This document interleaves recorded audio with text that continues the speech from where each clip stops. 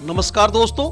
अयोध्या के राम जन्मभूमि मंदिर ट्रस्ट ने श्रद्धालुओं से क्यों शहर में न आने की अपील की है। जैसा कि सभी को पता है कि अभी प्रयागराज में महाकुंभ पर्व का आयोजन हो रखा है। प्रयागराज में अभी भी 8 से 10 करोड़ लोग मौजूद हैं। अमृत स्नान के लिए देश भर ही नहीं विदेश से भी आए श्रद्धालुओं की भीड़ उमड़ पड़ी है। संगम तट पर नहाने की होड़ लगी है और इसमें करोड़ों की संख्या में लोग आ रहे हैं। और वहीं श्रद्धालुओं में से ज्यादा से ज्यादा लोग अयोध्या भी जाकर श्री राम लल्ला का दर्शन करना चाहते हैं और वह लोग अयोध्या श्री राम मंदिर तक पहुंच भी रहे हैं। अयोध्या में बढ़ती भीड़ खासकर धार्मिक और पर्यटन स्थलों पर स्थानीय निवासियों के लिए कुछ चुनौतियां पैदा कर रही है।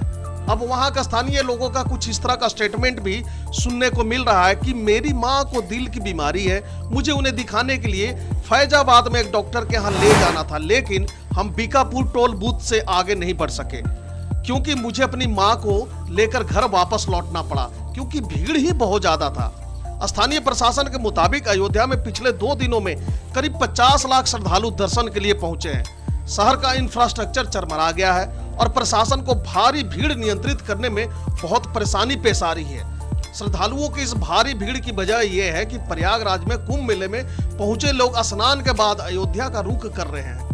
वहीं अयोध्या के ही रहने वाले एक व्यक्ति ने कहा, हम सोमवार से ही अपने घर में बंद है, कहीं निकल नहीं पा रहे हैं, सब्जी लेने तक के लिए हम नहीं निकल पा रहे हैं, दूध वाला, अखबार वाला, यहाँ तक कि घरों तक वो लोग भी नहीं पहुंच पा रहे हैं।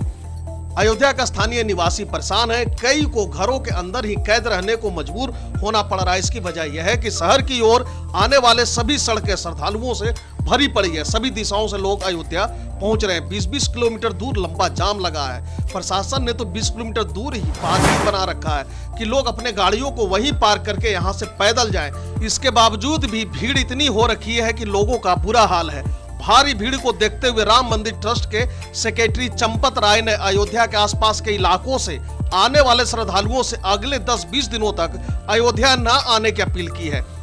यहाँ पर ध्यान दे सकते हैं कि उन्होंने आसपास के स्थानीय लोगों को अभी अयोध्या आने से मना किया है, ना कि दूर दराज से आने वाले श्रद्धालुओं को मना कर रहे हैं, क्योंकि यह जानते हैं कि आसपास के स्थानीय लोग कुछ दिन बाद भी आकर प्रभु का दर्शन कर सकते हैं। लेकिन जो दूर दराज से आए हुए लोग हैं वो लोग बहुत ही मुश्किल से समय निकालकर अपने प्रभु का दर्शन करने के उद्देश्य से अयोध्या पहुंच रहे हैं। इसलिए इन्हें पहले मौका दिया जाए। ये लोग जो आ रहे हैं उन्हें दर्शन करने से ना रोका जाए। वैसे तो किसी को नहीं रोका जा रहा दर्शन करने से, लेकिन एक विनती किया जा रहा है, रिक्वेस्ट किया जा रहा है कि आप अभी हो सके तो श्री राम लल्ला के दर्शन करना कुछ दिनों के लिए स्थगित कर दें। ऐसा वो स्थानीय लोगों से आग्रह या रिक्वेस्ट कर रहे हैं। इसलिए चंपत राय ने अपील करते हुए कहा, 29 जनवरी को मौनी अमावस्या है। यह स्नान का सबसे अहम दिन है। अनुमान है कि इस दिन करीब 10 करोड़ लोग गंगा में डुबकी लगाएंगे, जिसमें से कई अयोध्या पहुंच सकते हैं। पिछले 3 दिनों से बड़ी संख्या में लोग ट्रेन और बसों में सवार होकर अयोध्या पहुंच रहे हैं, जिसकी वजह से यहाँ श्रद्धालुओं की भारी भीड़ उमड़ पड़ी है। पिछले साल अयोध्या में राम मंदिर उद्घाटन के बाद से ऐसी ऐतिहासिक भीड़ पहली बार देखी गई है। शहर की मुख्य सड़कें, गलियां, चौराहे, परिक्रमा मार्ग सभी श्रद्धालुओं से पटे पड़े हैं। सार्वजनिक शौचालय ठप पड़े हैं। पीने के पानी की कमी हो रखी है। स्थानीय प्रशासन और पुलिस की तमाम कोशिशों के बाद भी भीड़ नियंत्रित नहीं हो पा रही है। स्थानीय प्रशासन ने इस भारी भीड़ को देखते हुए अगले 10 दिनों के लिए शहर के सभी स्कूलों को बंद करने का आदेश भी दे दिया है। साथ ही साथ स्थानीय लोगों से अपील की है कि घर से बाहर ज्यादा ना निकलें, ताकि सड़कों पर भीड़ के कारण उन्हें दिक्कत ना हो।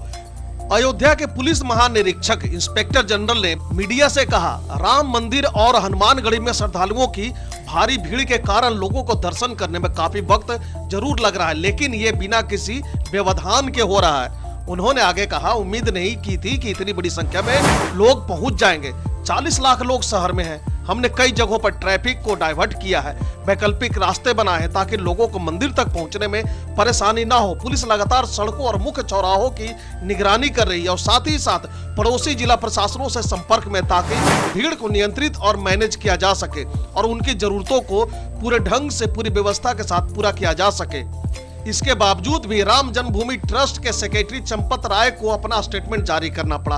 आसपास के लोगों और स्थानीय श्रद्धालुओं से हमने कहा है कि फिलहाल दर्शनों को 15 से 20 दिनों के लिए टाल दें, ताकि जो लोग दूर से आ रहे हैं वो अच्छे से दर्शन कर सके। ये सबके लिए अच्छा होगा। राय ने आगे कहा, बसंत पंचमी के बाद फरवरी में हालात बेहतर होंगे, लोगों को थोड़ी राहत मिलेगी, मौसम भी बेहतर हो जाएगा। तब तक आप लोग संयम बनाए रखें। अच्छा होगा कि स्थानीय श्रद्धालु उसके बाद यात्रा करें। धार्मिक और सांस्कृतिक जागरूकता के बढ़ने से लोगों में आत्मसम्मान और सामुदायिक भावना बढ़ी है, जिससे सामाजिक सहयोग और खुशहाली में वृद्धि हुई है। अयोध्या का माहौल अब पहले से अधिक शांतिपूर्ण और स्थिर है। यह स्थिति व्यापार और सामाजिक समृद्धि के लिए अनुकूल है। विवादों और संघर्षों की कमी ने शहर के विकास और लोगों की जीवन शैली को सकारात्मक रूप से प्रभावित किया है। भारत सरकार द्वारा अयोध्या को स्मार्ट सिटी के रूप में विकसित करने के प्रयासों ने बुनियादी सुविधाओं को बेहतर बनाया है, जैसे कि पानी, बिजली और सफाई। अयोध्या में सुख और समृद्धि का मुख्य कारण धार्मिक, आर्थिक और सामाजिक विकास है। स्थानीय निवासियों और सरकार के संयुक्त प्रयासों ने शहर को एक नई दिशा दी है, जिससे वह आज अधिक संपन्न और संतुष्ट नजर आता है। लेकिन कहते हैं ना कि हर सिक्के के दो पहलू होते हैं। अयोध्या में बढ़ती भीड़ खासकर धार्मिक और पर्यटन स्थलों पर स्थानीय निवासियों के लिए कुछ चुनौतियां पैदा कर रही है। बढ़ती जनसंख्या और तीर्थ यात्रियों की संख्या से पानी और बिजली की खपत बढ़ रही है, जिससे स्थानीय लोगों को समय समय पर कमी का सामना करना पड़ रहा है। अधिक भीड़ के कारण कचरे का उत्पादन बढ़ जाता है, जिससे सफाई व्यवस्था पर दबाव पड़ता है। यह स्थिति गंदगी और प्रदूषण का कारण बनती है। बाहर से आने वाले तीर्थ यात्रियों की बढ़ती मांग के कारण स्थानीय उत्पादों और सेवाओं की कीमतें बढ़ जाती है, जिससे स्थानीय लोगों को महंगाई का सामना करना पड़ता है। भीड़ के कारण शांति भंग होती है। स्थानीय लोग अपने निजी और सामाजिक जीवन में बाधा महसूस करते हैं। अयोध्या वासियों को भीड़ भाड़ के कारण रोजमर्रा के जीवन में कई परेशानियों का सामना करना पड़ रहा है, लेकिन यदि सही योजना और प्रबंधन लागू किया जाए तो इस चुनौतियों का समाधान संभव है, जिससे अयोध्या का विकास और स्थानीय निवासियों का जीवन स्तर दोनों बेहतर हो सकते हैं।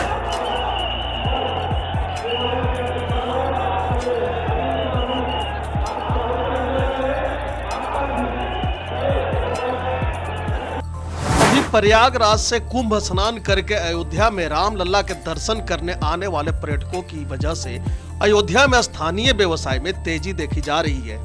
यह स्थिति शहर की अर्थव्यवस्था और स्थानीय निवासियों पर कई तरह से प्रभाव डाल रही है। अधिकांश लोग धार्मिक पर्यटन से जुड़े आर्थिक लाभों और अयोध्या की बढ़ती प्रतिष्ठा से खुश तो हैं। हालांकि जो लोग भीड़ भाड़, शांति भंग और महंगाई से प्रभावित हैं, उनके लिए यह स्थिति थोड़ी असुविधाजनक हो सकती है। कुल मिलाकर अगर देखा जाए तो अयोध्या वासियों का व्यवसाय अच्छे स्तर पर चल रहा है और लोग मुख्य रूप से खुश हैं। लेकिन बढ़ती भीड़ और व्यवस्थागत चुनौतियां समाधान की मांग करती है। यदि इन समस्याओं का सही ढंग से प्रबंधन किया जाए तो यह खुशी और संतोष दीर्घकालिक हो सकता है। फिलहाल के लिए इस वीडियो में इतना ही। Thank you for watching.